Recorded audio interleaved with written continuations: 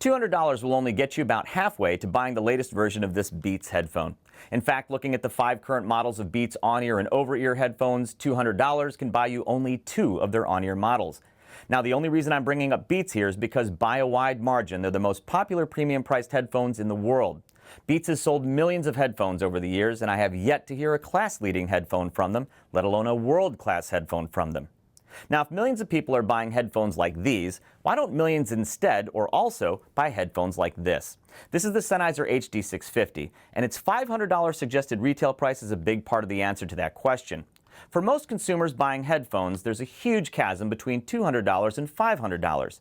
Today, however, the answer changes. Things are different as of right now. I get asked all the time, what is the best headphone for X dollars? It's probably the most frequent type of question I'm asked. And $200 is among the most frequent price points I'm asked about. Today, I have your answer, the best headphones in the world for $200, bar none.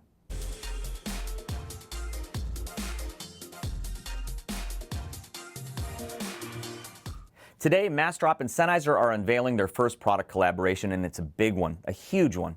Of all of Mastrop's collaborative products, this is their most significant and is almost certainly going to be far and away their best seller. Today, they're announcing the Sennheiser Mastrop HD6XX, and yes, this HD6XX is a Sennheiser HD650. I don't think Sennheiser or Mastrop will be saying it exactly like that, but they are, for all intents and purposes, the very same headphone. Okay, there are some differences. For one, the HD6XX is blue, midnight blue, instead of gray. It comes with a shorter 6-foot cable versus the HD650's 10-foot cable. Also, the HD6XX's cable is terminated with a mini plug instead of a 1/4-inch plug. And that's it as far as I can tell. The HD6XX then is a midnight blue colored HD650 with a shorter mini plug terminated cable. Those are the physical differences. Here's the last difference. The lowest price attainable for the HD6XX is going to be $199.99. I believe it's going to start at $249.99, but if the drop hits 50 units sold, the price of the HD6XX drops to $199.99. Once the drop goes live, how long do you think it'll take for them to sell 50 units? I'd guess it'll likely be measured in seconds, not minutes. So in every practical sense, the HD6XX is a $200 HD650. And that's what makes today's announcement so momentous. $200 for a Sennheiser HD650. Now, I'm not going to fully review here a headphone that has been around for 13 years, but let me briefly summarize what the HD650 is, and so what the HD6XX also is. As I've been saying for years, the HD650 is among the most scalable headphones ever, and certainly so when you consider the price, especially today. Its sound signature reminds me of excellent loudspeakers in a room, not so much spatially, of course, but tonally. This quality is what, in my opinion, gave it its reputation many years ago, being laid back or veiled. But this headphone is most certainly not veiled, in my opinion, though I will concede it's laid back compared to many other high-end headphones, many of which can be brighter, more incisive. To me, though, this is among this headphone's best qualities. The sound is easy on the ears, yet its resolution is still stellar. There's an ease and warmth to its tone without necessarily being a warm headphone to my ears. Again, the HD650 is a world-class headphone even today, this many years later, and so then is the HD6XX for $200. How sure am I that they're the same headphone? Well, given that we've had HD650s here at HeadFi since 2003, I'm intimately familiar with the headphone. We broke out a newer HD650 for the comparison so that the ear pads were similarly new. To my ears, I was listening to the same headphones, and as I said to Will Bright at Mastrop, I'd never be able to tell them apart blindly.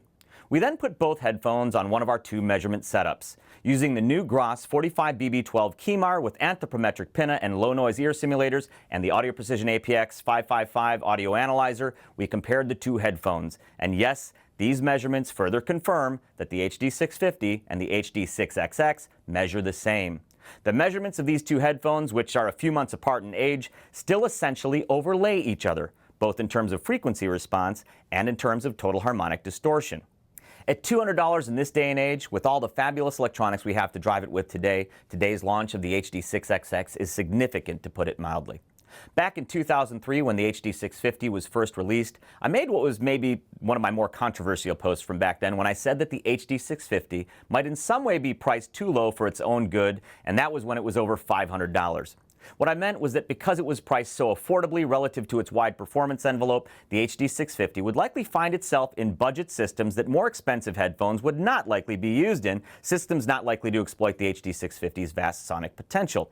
Again, while the HD650's scalability hasn't changed since then, the market for high-end personal audio most certainly has, in large part driven by you guys, the community here at HeadFi.org. Now there's an abundance of fantastic electronics that we most certainly did not have in 2003, and so much of the great gear today is affordably priced and can impressively exploit so much of what these headphones can provide. Still though, if you want to go super upscale, then these headphones still very much have the performance envelope to respond to that too. Can you drive them straight from your smartphone? Sure, why not? With the 300 ohm nominal impedance of the HD6XX though, my iPhone 7 Plus just touches what they're capable of, but it can be used in a pinch and will still sound better than what most people are used to. Add something like an AudioQuest Dragonfly Black, and you're still talking about a combo that pushes the headphone further still, but together still priced less than some of Beats' headphones. If you insist on going straight from a smartphone, LG's new V20 with its quad DAC design does a surprisingly good job of pushing the HD6XX along. FiiO's new second-generation X1 II portable digital audio player sounds excellent with the HD6XX, and together they're also priced lower than some of Beats' headphones. I found the Sennheiser HD650 and the HD6XX to pair exceptionally well with many of my tube amps, and Wu Audio's WA8 Eclipse DAC tube amp combo is a smooth, gorgeous performance monster with the HD6XX, and many of my other headphones for that matter. The Schiit Audio Gunyor Multibit Mjolnir 2 combo also squeezes amazing sound from these headphones. I've been able to get tremendous response and fidelity moving even further up market with the Total DAC D1 integral headphone, discrete resistor ladder DAC headphone amp combo, and perhaps the Chord Electronics Dave peels back the HD6XX's resolving ability to its fullest extent. Is it out of place using it right out of a smartphone? No. Is it out of place being driven by an expensive DAC amp combo? Still no, absolutely not. I encourage it if you've got it. The HD6XX responds commensurately to the quality of what you put in front of it, and part of the fun that I've had with the HD650 for years was trying to find what its outer limits were. $200 for these? Remarkable. While I expect that there will be more HD6XX drops in the future, I don't know that for sure. This first drop is limited to 5,000 units. I'll be among those battling for position with all of you for a piece of those 5,000 units, as I'd like a couple more of these here. And this first batch is expected to ship in time for domestic customers to receive by Christmas. $200. You know what that buys you? Well, it won't buy you any of these. What it will buy you starting today is what I still consider to be one of the world's best headphones at any price. So as of right now, I will say that there is no better headphone in the world for $200 than the Sennheiser Massdrop HD6XX. Thanks for watching this episode of HeadFi TV. We'll see you next time, and also on the forums at HeadFi.org.